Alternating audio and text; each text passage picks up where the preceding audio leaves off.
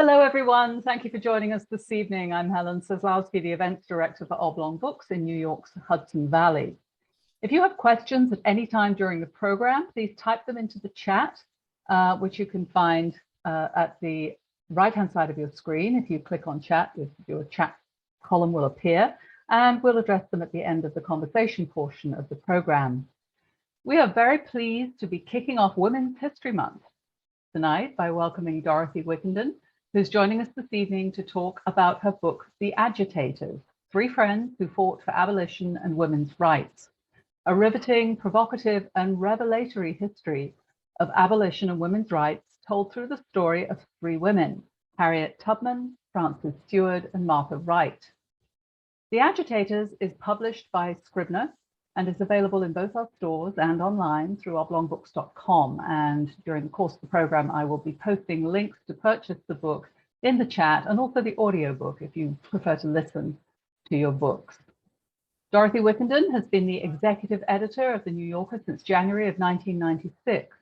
She also writes for the magazine and is the moderator of its weekly podcast, The Political Scene.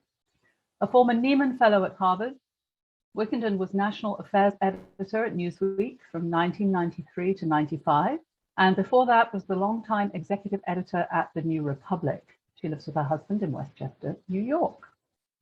Conducting the conversation with Dorothy this evening, we welcome Lauren Sandler. Lauren is an award-winning journalist and the author of This Is All I Got, A New Mother's Search for Home, and the best-selling One and Only, The Freedom of Having an Only Child. Lauren's essays and features have appeared in Time, The New York Times, Slate, The Atlantic, The Nation, and The New Republic, The Guardian, New York Magazine, Elle, and more. She has been on staff at Salon and at NPR, where she worked on All Things Considered, Morning Edition, and at the Cultural Desk. Ladies, welcome to you both. It's a pleasure to have you with us, and I'll hand off to you, Lauren, now to start us off.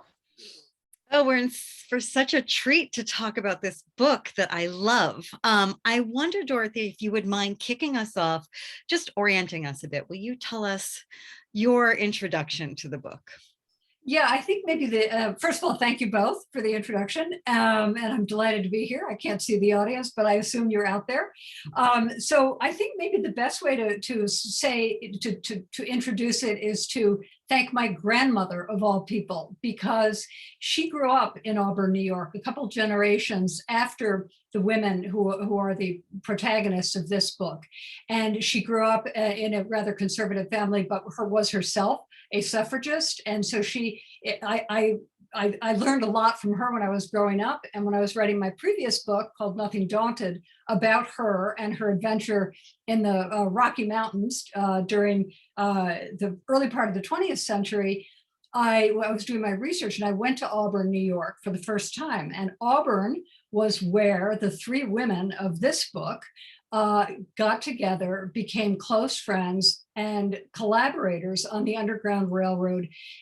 They were all abolitionists, of course, and they were ardent advocates for women's rights. So that was Harriet Tubman, who made her way to upstate New York, of all places, from the Eastern Shore of Maryland, and quickly got to know through the Underground Railroad network, which was very tightly knit, but quite spread out.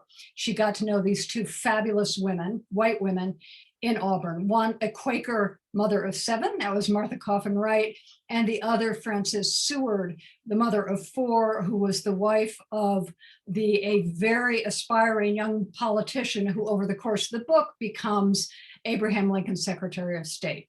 So that when I found out about this incredible collaboration, unprecedented, when I went to visit the Seward House Museum for the first time, and the young guide there just took me downstairs into the basement kitchen, and she said, "This is where Frances Seward harbored fugitive slaves on the Underground Railroad." And from there, we started a discussion. She started talking about the amazing Martha Wright around the corner, and then about how they got to know Harriet Tubman, who ended up living for more than 50 years of her life in Auburn. So I was finishing my first book at that point. I had to do that, but as I was finishing that book, I just kept thinking about this incredible story and how much I wanted to write it. So as soon as I finished that book, I plunged in, and here we are. As we know from your bio or from reading The New Yorker or listening to the New Yorker podcast, you are very much a person who is a heavy hitter in the world of very current events, like today. And yet you've now written 2 historical works. Tell us about bridging that and what it means to not be a historian by trade, in fact, to be a current day person by trade, but to delve into a very different way of working and thinking. It was a little intimidating, quite intimidating when I began, because my knowledge of American history was extremely shallow. I went to a public high school. It was quite a good public high school, but I, learned from the textbooks that were being taught at the time, which, as we know, were from a very particular white male perspective, and they weren't terribly interesting. And I wasn't interested in history until for many, many years. And then I got onto that book, but when I discovered my grandmother's letters home when she went to Colorado in the early in the 20th century, and they came alive to me, and it was a story of the westward migration that I had read about, sort of, but I wanted to know more, and I wanted to know more from the perspective of people who had lived it, and people from the East who had gone west, and then the people whom they met when they were out there that one year, and they changed their entire lives. And so I got incredibly interested in that, and then I went down all these historical byways in the course of writing that book. This book was far more ambitious. It spans, decades of time. It ended up taking me 7 years, I have to admit, to write it, because I had to learn so much about the antebellum era and the Civil War era. But what I kept discovering was there's so much great scholarship out there, but scholars aren't taught to write narrative histories, and they aren't taught to write history from a kind of intimate perspective that makes you feel like you are going back in time and living these incredibly tumultuous, world-shaking periods. And so that's sort of what I wanted to do. And the best way that I can find to do that is to plunge into individual people's lives. And luckily, as I began researching this book, I just found there was so much material to draw from. And one of the first things I discovered, I started out by going to look at the Seward family papers at a research library at the University of Rochester. And one of the first things I discovered when I went there is that, and I knew it also from reading the biographies that have been written about William H. Seward, nobody except Doris Kearns Goodwin and her book Team of Rivals had thought really to look at all at Frances Seward. I mean, after all, she was a wife. How interesting was that? She had children. Okay, she was worse. She was housebound because she was extremely shy, this aristocratic woman who didn't want a public life at all, and extremely cerebral. She read all the time, and and she was an invalid, as she was described, a neurotic invalid, as one of Seward's first biographers called her. So they just didn't think that there was anything interesting there. So I started looking at her letters, which had been quoted very glancingly in these biographies, and they were a complete goldmine. They were, not only did they talk about marriage and all of the restrictions that were put on women's lives at the time, they talked about of course they did, because they were living these major events of their lives. And people wrote letters in those days, at least these women did, these 2 women, and we can talk about Harriet Tubman in a moment. They wrote maybe 3 or 4 times a week, long, detailed letters that were both intimate, talking about, sort of how they kept up their households, what their children were up to. They complained to their husbands. It was all that, but also, of course, they wrote about the big famous people and what decisions were being made about whether the United States was going to go to war or not, whether the South was really and truly going to separate from the Union. So it was so, to me, when I sat at that desk in the research room at this library at the University of Rochester, and I saw Frances Seward's handwriting from 1831, and the first letter that I read she was a very young wife and mother. And she was writing to her young political husband who was in Albany about her dear sister, older sister Lizette, who lived around the corner with her husband and her young child, who was being physically abused by her husband. And it was just electrifying. All of the details were there. And all I could think was when I read it was, well, things haven't changed all that much in the last couple of centuries. I mean, here we are still.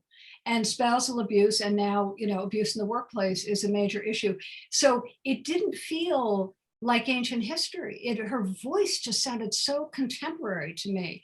So anyway, I thought if I was excited by this, I hope that readers would be too.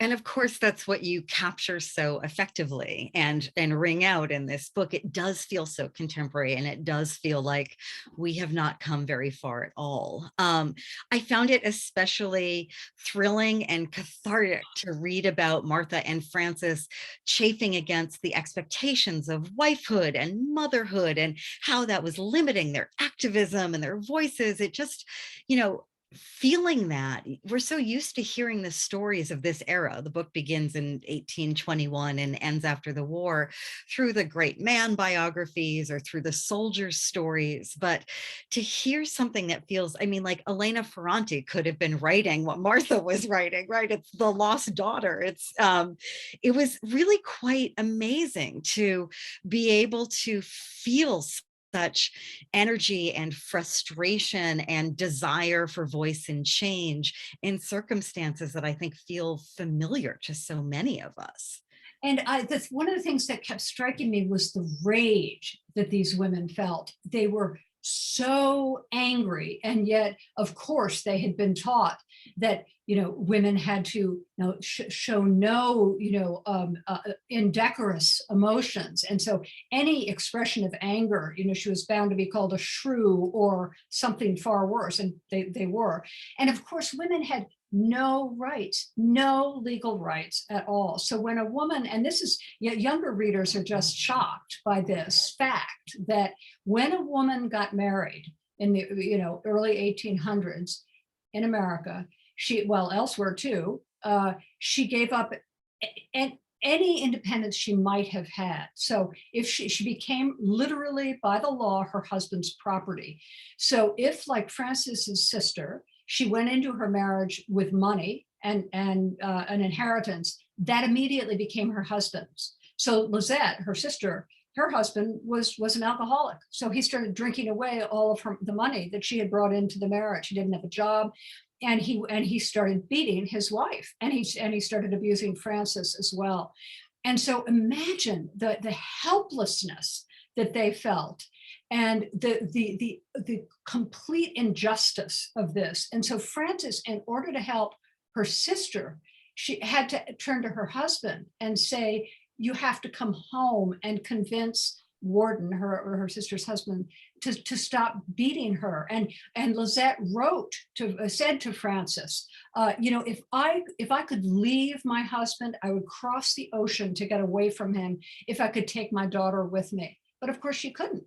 No, women didn't divorce, because if you got divorced, you had to give up your children to whatever, terrible man you might be married to. So they just didn't have any room to breathe or live. And I think that with Frances, who was dismissed by these early biographers as being so neurotic, and she had these migraine headaches and other big symptomatic problems, to me that was repressed anger. Martha vented her anger through humor, and so she was so witty and so kind of acid in her letters. So her older sister, Lucretia Mott, who was 14 years older. And so when Martha had her 6 young children, running around, she was taking care of all of them, no help at home, essentially, except for one young woman in the kitchen.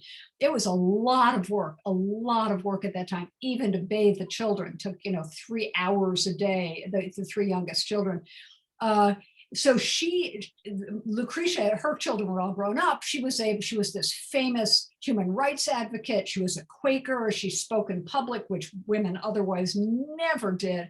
So Martha would just write these letters saying, the only way is to, make gingerbread and sew and cook and clean. And to her life was over. I mean, she loved her children dearly, but at that point in the 1830s and early 1840s, there was absolutely no way she could think of that she could escape what she thought was white women's fate, let alone Black women's fate. We can talk about that too. So, and Frances, who was inclined to stay at home and much didn't mind so much being confined because of her illnesses and everything else, nevertheless was constantly furious at her husband, who was always away and was pursuing a political career, which Frances Seward hated. When she married him at the age of 19, she thought he was going to be a lawyer and they would spend their lives quietly together in Auburn and bring up their children and read to each other in the evenings. And of course, that isn't remotely what he had in mind. And what he decided was what was going to happen. And of course, she's far more radical than he is. She's absolutely, frustrated with his lack of total support for abolition. He becomes Secretary of State under Lincoln. I mean, this is the act of political wifery that has to go on here while she's, keeping fugitive slaves in the basement and keeping her politics secret. I think people can relate, I think, on so many different planes. But one thing that you do, I think, so effectively is, without giving us a hierarchy of suffering in any sort of overt way, you're braiding together not just Martha and Frances's stories, but of course, Harriet Tubman's as well, right? We meet Martha and Frances as young white wives. We meet Harriet as a slave. We see the difficulties of childbirth and motherhood, but we see Harriet escape. And so will you talk a little bit about the research that you did into Harriet Tubman and also the braiding together of their stories, what you were trying to achieve there, and how you bring these women together? Yes, absolutely. The first thing that struck me was that, well, first of all, just getting back to my grandmother for a second, and the very first thing that got me going on this book was a family story that had my grandmother and her best friend at the age of 4 or 5 standing outside across the street from the Seward house and seeing Harriet Tubman as an elderly woman ride by on her bicycle. So that I just sort of thought, this is unbelievable. It's like two degrees of separation. So, and then I started thinking, well, how did this enslaved girl who spent the first 27 years of her life on the eastern shore of Maryland, A, escape, and B, make it all the way up to New York State and then on up into Canada, which we all learned in 8th or 8th grade history classes, and C, how did she end up becoming such incredibly close friends with these 2 white women?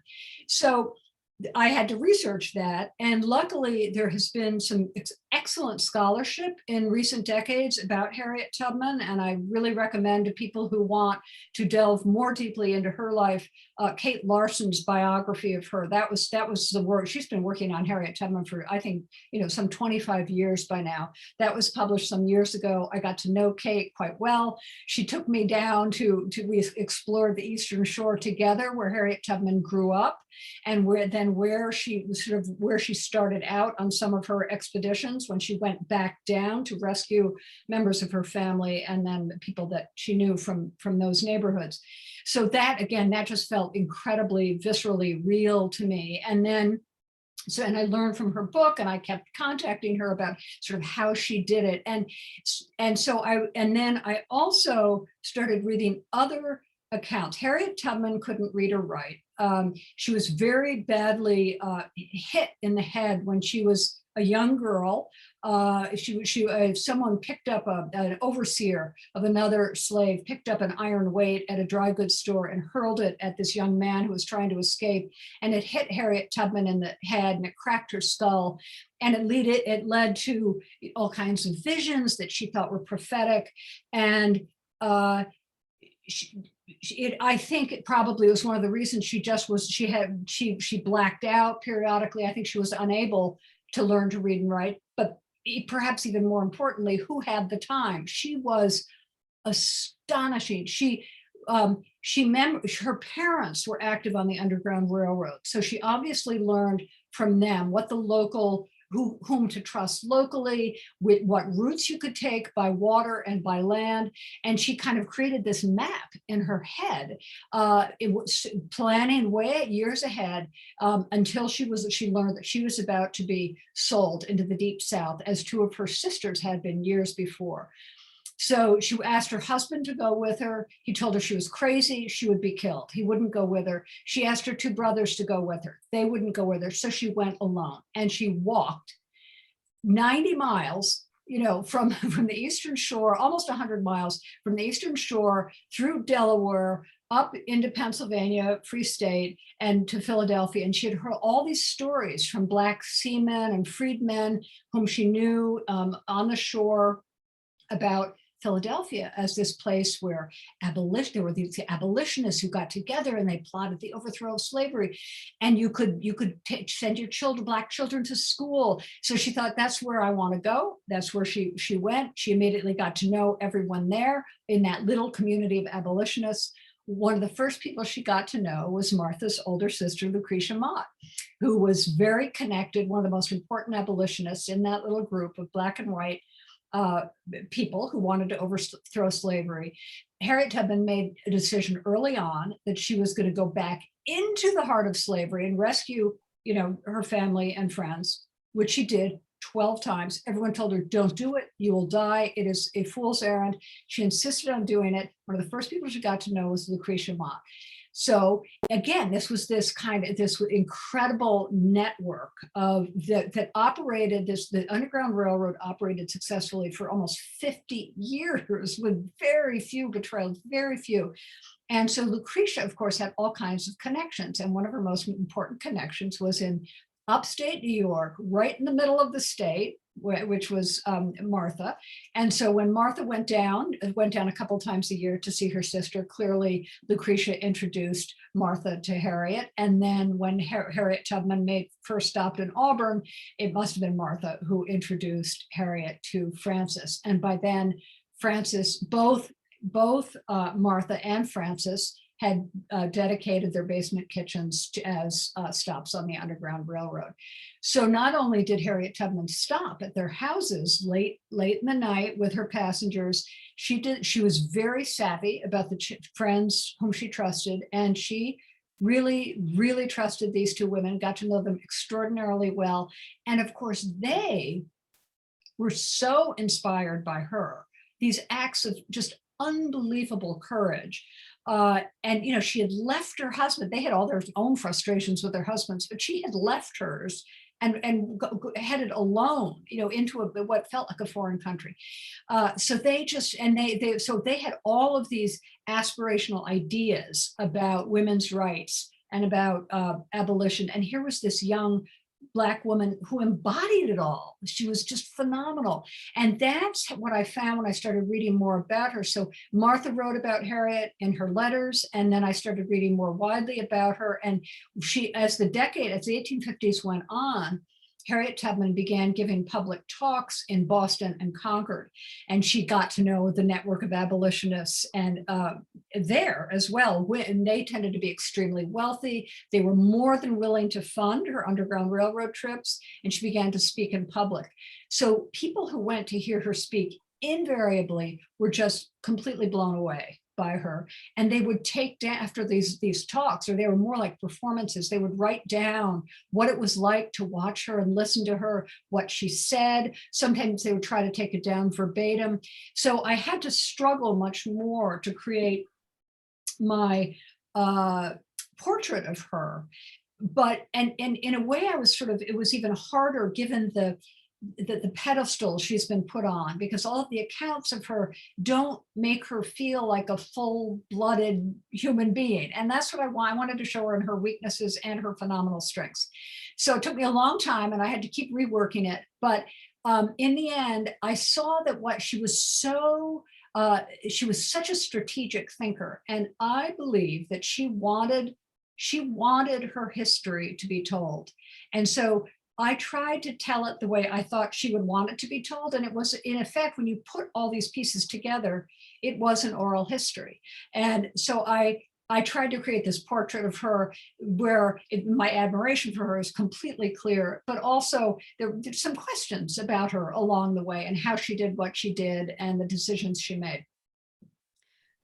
Well, I mean, you do it gorgeously. And one of the things that I was so excited to read is feeling her in relationship with other people.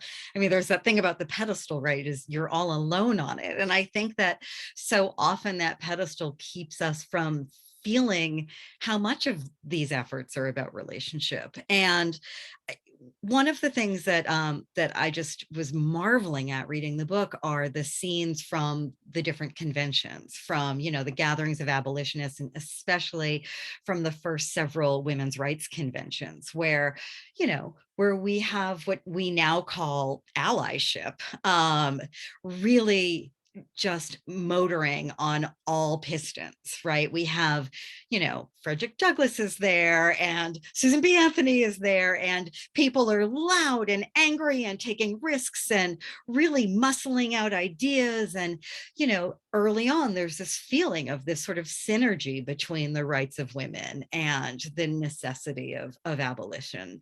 And then, of course, that starts to splinter. And the more it splinters, the more it feels allegorical, I think, to our time today. And I wonder if you could talk to us a little bit about how you were thinking about our current politics, especially around sort of a hierarchy of rights and a hierarchy of suffering, which, as I've said, you lay out in the narrative so beautifully. There's no doubt that, you know, that the white women in the book do not experience anything like what Harriet Tubman has laid out. And there's also no doubt that Martha needs paid leave and a National Child Care Act a lot more than Frances Seward does, right? But there's this period of possibility before we get closer to the Civil War, before we get closer to the strategy to end slavery. And it becomes something that it seems no one can quite come back from. So let's see, there's a lot to tackle there, but first of all, one of the things that struck me when, and I started this knowing very little about this period of history, and what I knew came from these traditional accounts. But one of the things I was struck by, and this goes way back to Mary Wollstonecraft, whom these women revered, and who wrote about women, she was British, of course, who wrote about women as chattel. And I just thought these women, Martha and Frances, this was one of the reasons they could relate so intimately to Harriet Tubman, because they knew what it was like to be bitten, at least Frances knew what it was like to have her sister be beaten up by her husband, to have no recourse, you know, and to be a piece of property. They were literally a piece of property. So they felt closer to Harriet in terms of their beliefs about justice and freedom than they did to their husbands. And that's just kind of an incredible thing. And it's also, and you talk about the very close relationship between the abolitionist movement and the women's rights movement, which were often one and the same. So Lucretia Mott, long before her sister Martha came up, she was a member of both. I mean, but it was early enough in the abolitionist movement that they didn't want women to be part of the American Anti-Slavery Society. William Lloyd Garrison did, the head of the society, but the more conservative men, and they were mostly white men at that point, thought that women just had no place in that. And Lucretia just got up and started her own women's anti-slavery society. So all of this is completely interconnected. And one of the things I thought was so interesting about Martha, so she had this phenomenally powerful older sister who was just like a force of nature in her own way, as Harriet Tubman was. And of course, Tubman and Lucretia Mott were very close too. And Lucretia Mott could get up and talk to an audience with no notes, nothing, just brilliantly, just the words just rolled off her tongue. But women had been taught, and Martha was very much in this, had very much this point of view. Women had been told they had no place in public. They couldn't talk. They couldn't talk in public. So Martha imbibed that, and she was terrified of public speaking. So at the Seneca Falls Convention in 1848, which was organized by Lucretia Mott and Martha Wright and Elizabeth Cady Stanton, among others, Lucretia wanted Martha to stand up and speak. And Martha was 6 months pregnant, I guess. And she just said, no, I'm going to stand in the back of the room. I couldn't possibly do that. And she had to teach herself over the years. She had to force herself. That was it. And people know how terrifying it is to have a fear of speaking in public. And these women had been told it was impossible. Women didn't have that ability. So I found it so moving that she was able finally to do that. And at the Seneca Falls Convention, and again, this is a historical event that has been written about thousands of times, but I decided I want to write it a little bit differently. I'm going to tell it from the point of view of Martha Wright and what it meant to her. And so I thought about that, and I rewrote this chapter a number of times too. And I thought, okay, here she is. She's 41 years old. She's 6 months pregnant with her 7th child. Again, she thinks that she is never going to have any other kind of life. She's already a grandmother. And then she meets at the convention, she meets Elizabeth Cady Stanton, who's younger than she is, and is this also another one of these incredibly dynamic women, and is so completely angry and totally willing to show it.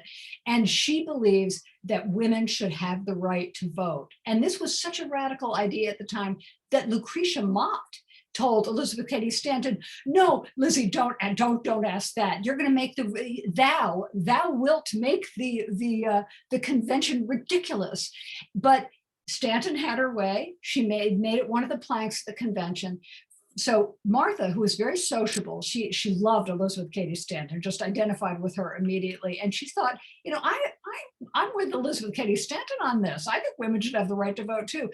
Who else did she meet at the convention? Frederick Douglass, who is only out of slavery 10 years himself. He's been on a world tour with his narrative, his autobiography, has come back to the United States, has moved to Rochester, New York, and started an abolitionist newspaper. And the women asked him to come to their convention. So there were a small number of men there, and there were mostly white men, and there were these mostly white women. And the men, when this was discussed, the men didn't want to have anything to say about it. And Frederick Douglass wrote in his paper right after the convention, well, of course women should have the right to vote. They should have every right that men have. And Martha was just so moved by that. And so at the convention, she also got to know Frederick Douglass. And I thought, what an amazing encounter for this woman who felt completely, totally stuck in her life. So she had to have her baby and everything else. But in the meantime, she gets to know Frederick Douglass, and he lectures across New York State. And she starts asking him to come and stay at her house. Come for dinner whenever you're in town, you're going to talk nearby, spend the night. Well, needless to say, this was just totally not to be done. The only other person in town who remotely agreed with her was Frances Seward. Everyone else was very conservative, and they already totally disapproved of Martha, who was very frank with her beliefs. And when she started having Frederick Douglass to her house, they asked all kinds of questions. Did you put them in the best room? And she would say, well, of course I did. And then she went to one, I think it was a bridal party in Auburn, and there was this woman near one of the neighbors was stage whispering and said to another woman, who is that fine looking lady? And the other woman said, that's Mrs. David Wright. She's a very dangerous woman. And the thing is, she was. I mean, think of what she was enacting in her own life. So what today we would say this was completely empowering. And she completely changed her life. And Elizabeth Cady Stanton wouldn't take no for an answer, insisted that she become Martha's deputy in the new women's rights movement. And when she told her she had to speak at the convention, the next convention, Martha didn't dare say no to her, and she learned how to do it. And then she would write, I was absolutely terrified, but of course she did it very well. So And of course, then she starts leading conventions and then has generations of activists come straight through her family line. yeah. Though it is, I mean, thinking about her family line, you begin the book with the story of the coffins of Nantucket and how progressive and matriarchal her family was. Her origins were in Nantucket. And there's something I kept thinking back to that introduction. It's not the introduction, it's the first chapter, but it's our introduction to this narrative and to Martha. And it did make me think a lot about how, I think we often have this vision that history marches ever forward instead of these sort of trips and loops that we continuously seem to endure.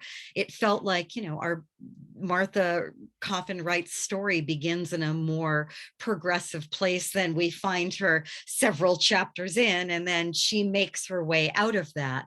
But it did make me think a lot about these loops, and specifically around the sort of fragile relationship between people who prioritize women's rights and people who prioritize Black rights, and the notion that there are these moments of real cooperation and real excitement. And then those moments tend to splinter the way that you so beautifully show us, as happens in the moment that priorities need to be chosen. And I feel like that's one of the moments that we have witnessed since the 2016 election, through Black Lives Matter, through the Women's March.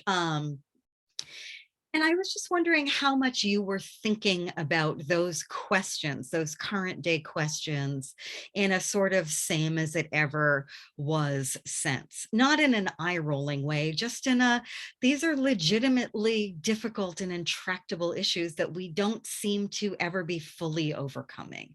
Yeah, well, I thought about them all the time. And because, I decided that one of the kind of themes of the book, which I was working through, is how do social movements begin and develop, and how do they take hold? And I felt, and it's interesting, I started the book when Barack Obama was the president.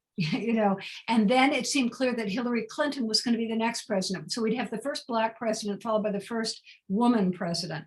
That, of course, didn't happen. And then we have a reactionary take office. And so it feels like we're being thrown back, into a way earlier time. And it doesn't even feel that way. It actually begins to happen that some of these incredibly scary strains in American history start manifesting themselves again.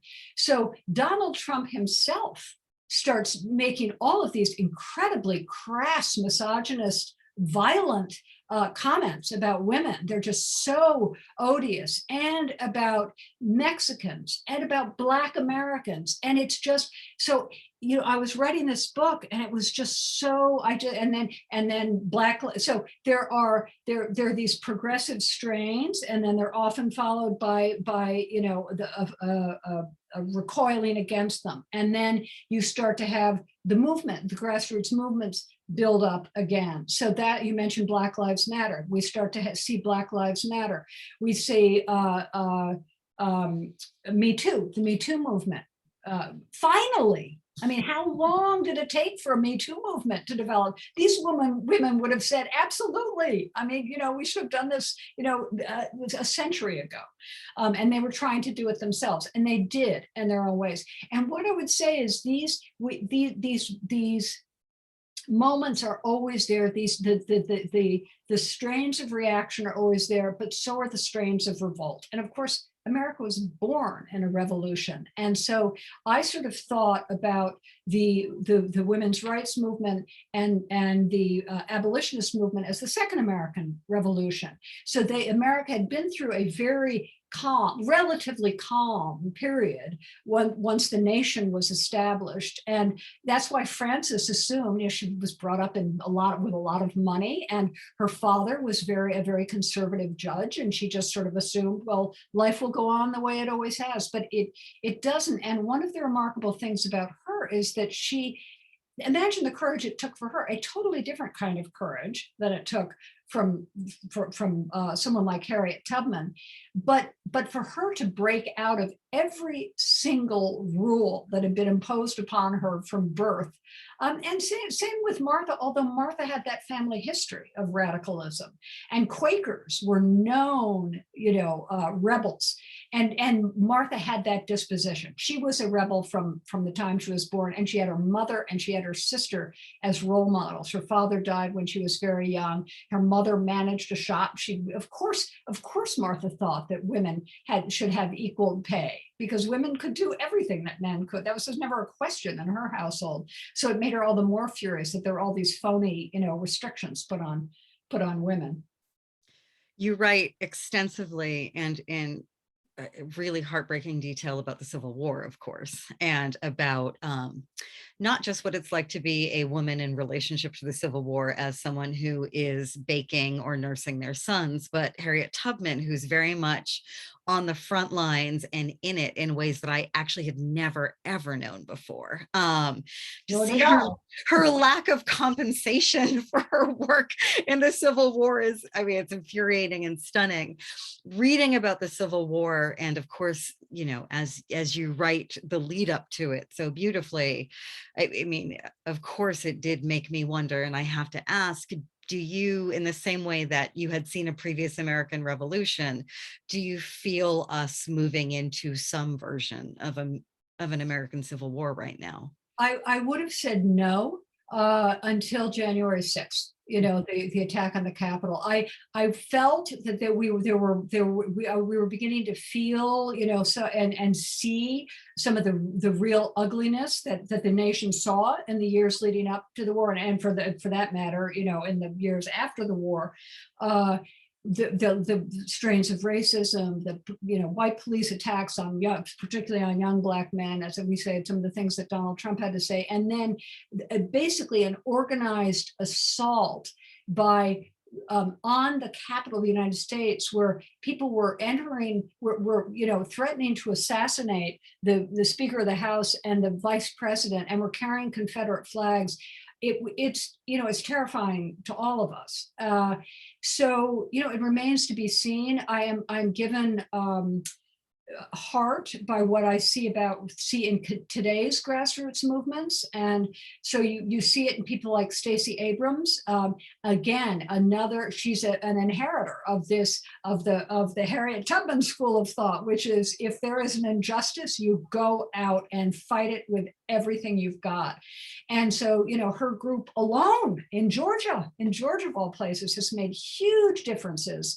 And they have to keep fighting every single day, because we are once again seeing the active suppression of the Black vote across, and other people of color, but especially Black people. It's just, we're doing it. It's being done again. And through state legislatures, it's just systematically being done. So where is Congress going to take care of this? No, absolutely not. And this is another theme in the book, which is, what can you expect from elected politicians? And then what do you have to do as an active citizen of conscience? I would love to open it up to questions. We don't have any in the chat yet. Please don't be shy. As you enter your questions, I'm just going to follow up with Dorothy about something that I've been thinking about reading her book in this moment, which is, thinking about Civil War and the qualities of a country that can lead to that.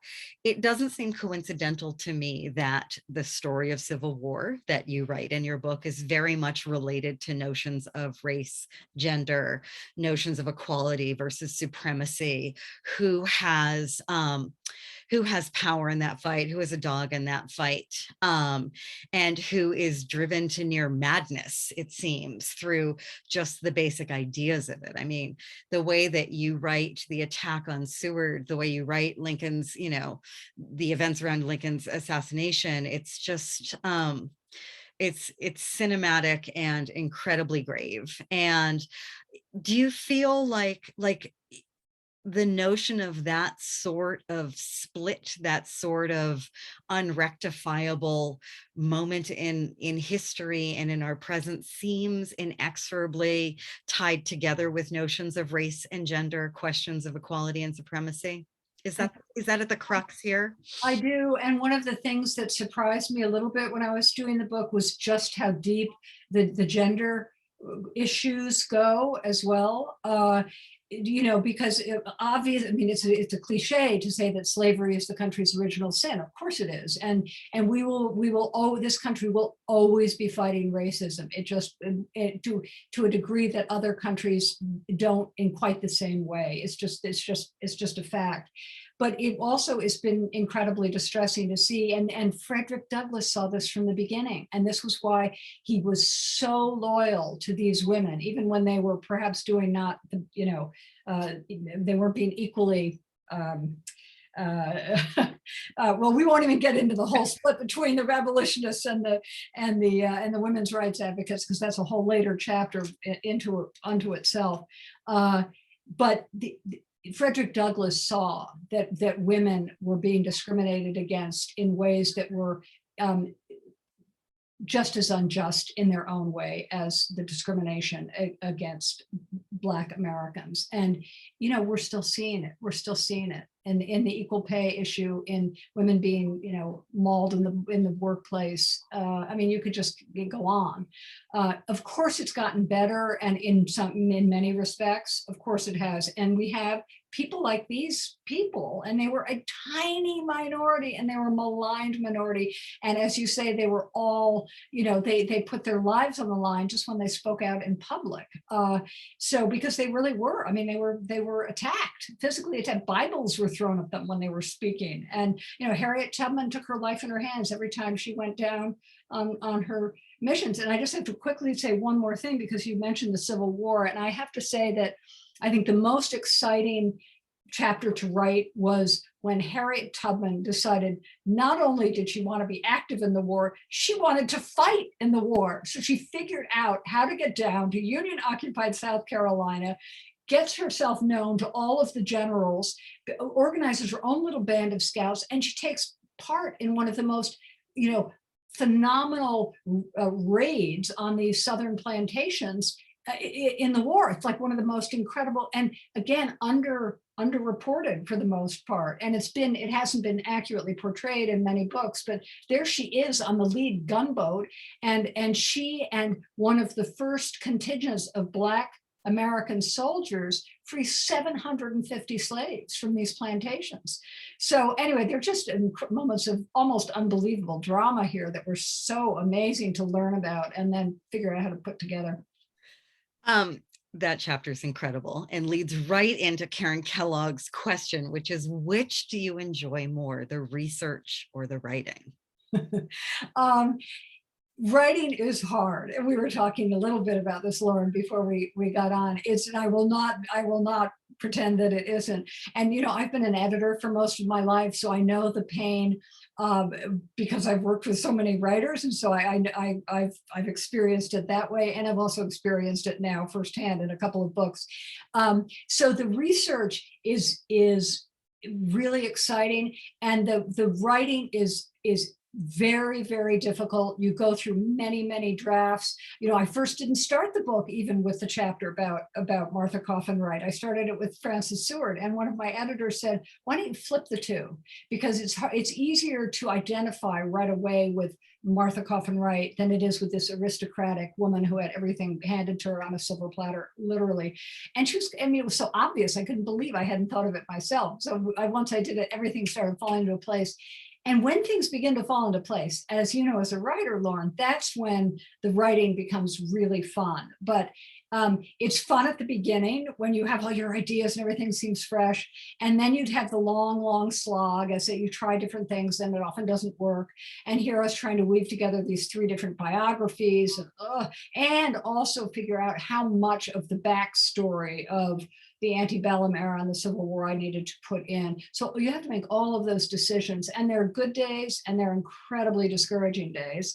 But then as you get near the end, you recapture that excitement and you think, yeah, this was really worth doing, and you learn so much when you're doing it, which is part of the fun. I mean, this was like, you know, getting my PhD in 19th century American history, but in a really fun way, because I got to, you know, tell it the way I wanted to. Do you write while you research, or do you need Yes. to have, you do? Oh, so, Do you? No, I mean, research is a way that I can put off writing as long as possible. Oh, yeah, well, that's another way. I do endless outlining, and so, and I did my outline quite early, and I sort of roughly stuck to it, and so I really tried to draft when because I start like I would write a chapter, and I tried to write each chapter sort of as a self-contained unit. So I would conceive it, okay, there's one big bold event that happens in this chapter and everything, and then how do I put, which character will I put at the center of it, and how will I tell the story? And then when I get to the end of that chapter, and it's very rough form, I say, I suddenly realize, well, I don't really know enough to tell this part of the story. So then I go back and I fill it in. So it's you know, it's a process. So were you writing chronologically instead of, say, writing Martha's story and writing Frances's story and writing Harriet's story and weaving them together? Yeah, oh boy, that took a lot of doing, and a lot of trial and error, and a lot of help from editors. But in the end, my advice to writers is, and I don't know if you found this too, usually if you can start with a straight chronology, don't overcomplicate it, because it's going to be complicated enough as it is. So if you know what happens when and which events you want to turn the action on, then so I did that, and it, you know, so okay, in 1846, you know, William Seward, as a young lawyer, you know, argues this incredibly important murder case, and which sets up sort of everything that follows for both Frances and for him. So that has to go early in the book. But I also decided that in order to get people interested early on in all three women, I had to devote one chapter to each of them. So that was a bit of a trick. So, you know, and then which order I wanted to put it in. And Harriet Tubman enters the book a little bit late, because I have to tell her childhood before I can get her up to New York State, and she's quite a bit younger than the other women. So they don't meet her until, you know, around 1850. She hasn't escaped until 1849, and the book starts around, you know, 1820. So you just have to kind of work on and just see, and again, you know, it gets tangled. You have to untangle it, try it various ways until it really begins to kind of move. It feels like direct chronology has gone so out of vogue, though, ever since, you know, John McPhee pulled back the curtain on his process, this notion that, you know, that you should be starting in the middle and looping it around, you know, that you didn't start with the three of them together. Were there different structures that you had considered? Yeah, well, and so flashbacks are a great tool, but as my editor would keep saying, no, you can't do a flashback inside a flashback. So and that's where it gets incredibly complicated. And so as an editor, what I've learned is, what I'm trying to what another friend of mine who was also an editor said, untangle a bowl of spaghetti. When you're untangling a bowl of spaghetti, you, as an editor, you have to say, okay, wait, which happened first, and who are we focusing on here? And, you know, really basic questions. And once you've solved all of those, then you have, you know, you understand the basic chronology. If you've got the material completely under your control, then you can do some fancy footwork. But not everybody is John McPhee. So, you know, you have to really, and I bet he didn't, when he was a very young writer, he didn't do it quite that way. I bet that's probably true. We have a few minutes left for another question, if anyone has one. As I already warned Dorothy, I have infinite questions. I said I need more than dinner with Dorothy to discuss this book. I need a whole road trip. So I certainly will have another one to ask, but I would so love to hear from some of the people who have joined us tonight. There are three questions, Lauren, in the chat. There are. It's so funny. I only see one in the Q&A. Oh, there they are in the chat. Okay. Oh, I'm so glad that you said something, Helen. Thank you. Okay, well, first, there's Sally Parker asking if your research for this book has led to any new roads you want to take for a future book. Oh, people always ask me that question, and I always do the cowardly thing and say that the paperback is actually just out this week, and so I'm just launching. I'm setting out on my paperback book tour, so my head is still so full, not only of the work I'm doing at the magazine, but so full of these characters. There were lots and lots of other characters, I thought, when I was writing the book, whom I would love to, explore a little bit more. I'm not absolutely sure that I will go back and do another historical project. I'm now so deeply concerned about the direction our country is heading and where the world is heading. I may do something, do some more sort of contemporary reporting. But I think everything I write will always be informed by history. So I just did a piece for the magazine about Wendell Berry, the writer, who's now 87 and has written 52 books. And so I did a little bit of fancy footwork in that one, where if you read the piece, you'll see. And I was one of the things that I've been so concerned about is climate change, just like everybody else has. And Wendell Berry has been writing about climate change and war and other terrible things and race that have befallen this country for his entire life. So I thought, wouldn't it be great to interview Wendell Berry and then go back in time and sort of figure out how we got to this place. What are all of the things that we have done so terribly that we have put us where we are now? So anyway, I'm thinking about all these ideas. I know that's not a very good answer, but that's where I am. I think it's a great answer. This is a very different sort of question and a very poetic one from Ben Weiser, which is, after immersing yourself in the lives of the three women, what was it like visiting the Auburn Cemetery where the three women lie at rest? Oh, it was, as you can imagine, I finished the book and then I began to think, well, what do I want to write for my prologue? And I thought, I had gone to Fort Hill Cemetery where the three women are buried, because that's where my grandmother is buried and my whole, the maternal side of my family. So I had been there for that book, but I hadn't been back to see these three women's graves. And I felt, by that point, I felt like they were friends of mine. I felt I knew them so well. And so I got a guide. It's a huge, multi-acre cemetery. It's like a big, beautiful park. It's hilly with these ancient trees. You could imagine what it was like when the Iroquois were still there. So you can wander for hours and sometimes don't see any gravestones at all, and all from all different periods of American history.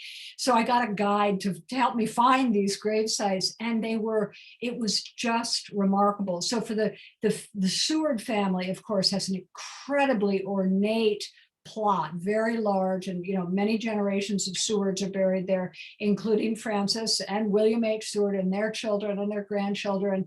Very Victorian. I stopped there first, and then I went to Martha's grave site, and she has a very simple Quaker headstone, and it says Martha Coffin is engraved in big letters. And then under that, in very small letters, it says Wright. And I thought, that was her husband's decision because she died before he did. But he knew that she took her mother's name. And that was so important to her. And that was the time when you took your husband's name. And then I wandered with this guide to Harriet Tubman's gravesite. And you can see it from a long way off because there's a huge spruce tree. And so the guide said, that's where it is. And we headed straight for the spruce tree. And again, there's quite a small tombstone. And I almost started weeping. It's a rounded tombstone. I've described this in the epilogue to the book. And on top, all of these visitors, not on the other tombs, but on this one, they had left little tiny pine cones, and there were maybe 3 or 4 pennies with Lincoln's profile on them. And there were a couple of little bunches of wild daisies. And, it was just, people feel so close to Harriet Tubman still. And at that point, I felt so close to her. And so when I went back a couple of months ago to give a talk about the book, before I left town, I was given some flowers when I talked, and I thought, I'm going to go take those to Harriet's grave. So I went back, and before I left town, I took the flowers to her grave, and there were, at that point, again, there were all of these offerings. There was a mask, from the pandemic that was draped over the tombstone, and then there were all of these bouquets at the bottom, and I put my flowers there too. And she is someone that we all need to get to know better. She is a real inspiration. They all are. It's true. Amy Unger is asking a question that I certainly thought about myself, which is about Western New York's little discussed role as a region of influence during this era. I mean, the concentration of radicalism that ended up in Auburn, New York. I mean, who thinks about Auburn, New York? And well, exactly. You got Frederick Douglass in Rochester. I mean, it's Rochester. The notion of this place as being so central in how our lives are currently shaped. In a new way. Yes. Yeah, we don't think about it. We don't talk about it.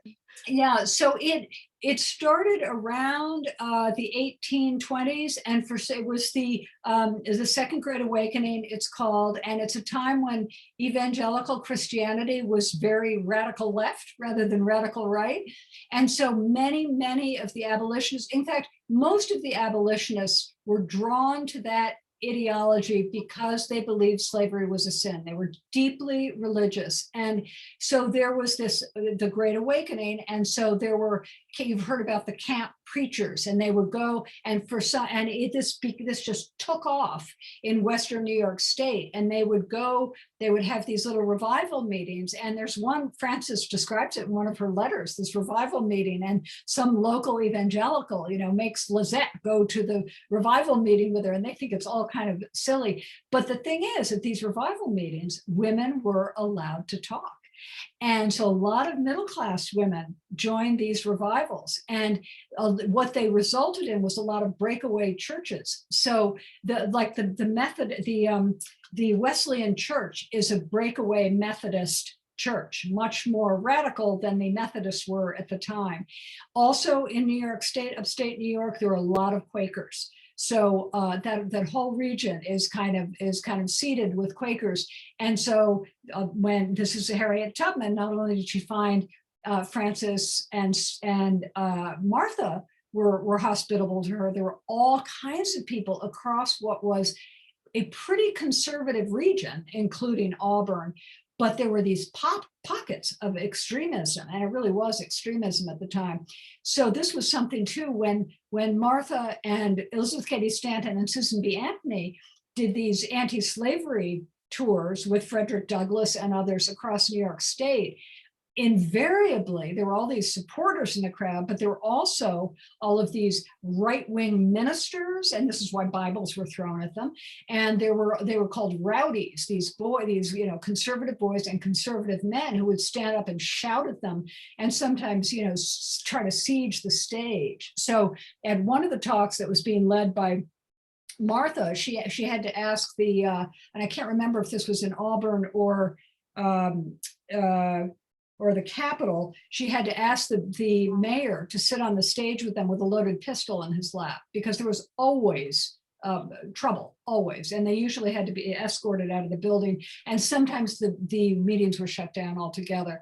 So anyway, that's kind of a long answer, so there were these, Harriet Tubman, when she started getting really active in New York State, she took part in one of these uprisings where, once the Fugitive Slave Act was passed in 1850, which made it possible nationally for slave catchers to come from the South into states like New York, where slavery had been abolished many decades before, these slave catchers could come and take men and women who were active members of the communities, kidnap them and put them back into slavery. And so there were these revolts. And in these towns like Syracuse and Rochester and Auburn, when word quickly got out among the abolitionists that there was a slave catcher in town, and they would start ringing all the church bells. And the ringing of the church bells meant it was time to get together and recapture the slave and take him to freedom. And they succeeded in a number of these operations. Well, I must say, if you think that Dorothy is an amazing storyteller. In this context, you should see her on the page. I can't stop talking about this book and pushing it at people. I hope you will all buy it. I hope you will all read it. It has been such a pleasure to talk to you. And we're also grateful for your work outside of this context as well. So thank you so much, Dorothy. Oh, thanks, Lauren. You're such a great conversationalist. It's really fun talking to you. Yeah, it was absolutely fantastic. Riveting, absolutely riveting conversation. I just wanted it to keep going. Thank you, Lauren. Thank you very much for leading such a wonderful conversation. Dorothy, congratulations on the book and thank you for such an interesting evening. A reminder that copies of The Agitators are available at Oblong Books and online at oblongbooks.com. Before we close, I would like to extend our thanks to Brian Belfiglio and Scribner for helping make this evening possible. And thank you to everyone who joined us this evening and spent a little of their evening with us. And we hope you enjoyed it and have a safe and pleasant evening, everyone. Yes. Good night. Good night. Good night.